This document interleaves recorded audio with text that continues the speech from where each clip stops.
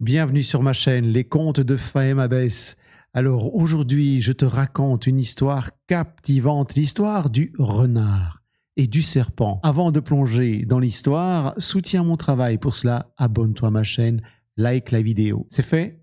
Alors on plonge dans l'histoire. En ce temps-là, au temps où les animaux parlaient, un renard et un serpent étaient amis. Un jour, qu'ils se promènent, ils arrivent devant une grande rivière. Le renard décide de traverser. Il plonge dans la rivière et se met à nager. Le serpent, lui, il reste sur le bord. « Renard, tu me laisses sur le bord, tu plonges dans la rivière, tu oublies que je ne sais pas nager. Reviens, reviens me chercher, emmène-moi avec toi. » Le renard fait demi-tour. Il nage jusqu'au bord de la rivière, là où il a laissé le serpent. Il sort de l'eau et il laisse le serpent s'enrouler autour de son cou.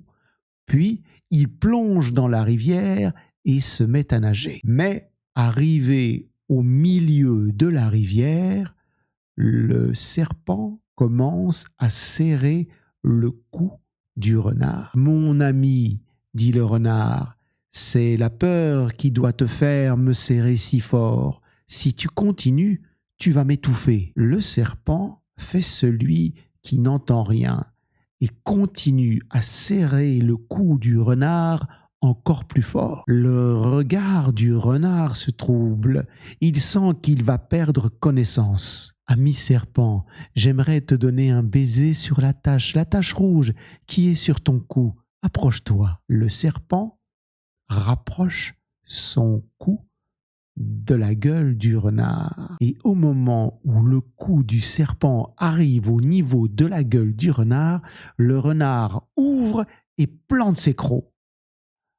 Le serpent rendit l'âme et le renard se mit à respirer librement. Le renard continua à nager, sortit de l'eau, déposa le serpent sur le sol, se secoua et tira le serpent droit, comme une baguette.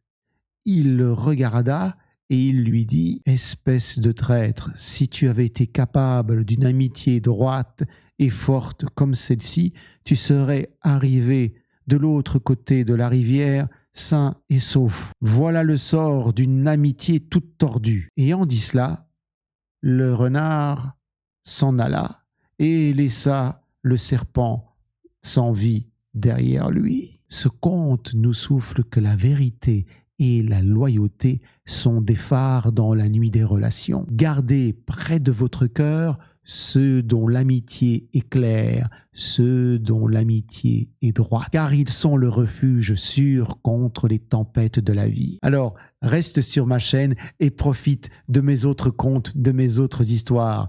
Les contes de Fahem Abbès, alors like et abonne-toi.